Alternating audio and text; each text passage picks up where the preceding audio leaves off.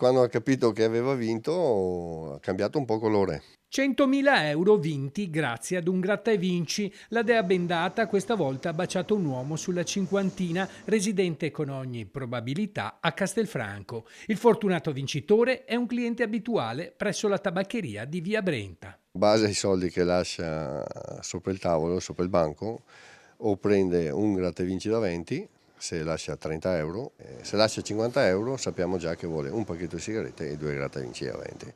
La vincita è avvenuta in modo insolito poiché l'acquirente del biglietto vincente non lo ha nemmeno grattato. Ha semplicemente chiesto a Moreno e Luca, padre e figlio titolari della tabaccheria di Via Brenta, di controllare il biglietto subito dopo averlo acquistato nel loro esercizio. Non l'ha grattato perché non aveva il tempo e ha chiesto a mio figlio se poteva passare il codice sulla macchina. Ed è uscita una scritta strana. Cosa era scritto? Era scritto vincita non ritirabile in tabaccheria, andare in banca insomma, ritirarla. A quel punto E gli ho detto: "Guarda che qua abbiamo fatto il colpaccio, eh".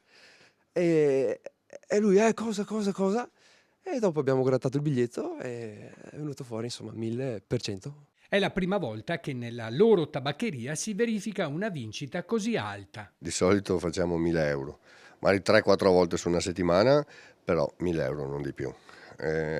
Questa è la vincita più alta, penso, negli ultimi 50 anni in questa tabaccheria, perché il vecchio proprietario aveva fatto il massimo 10.000. Per l'occasione i titolari della tabaccheria aspetteranno il loro affezionato cliente per fare festa. Per festeggiare aspettiamo che arrivino i soldi, ha detto, e poi festeggiamo tutti insieme.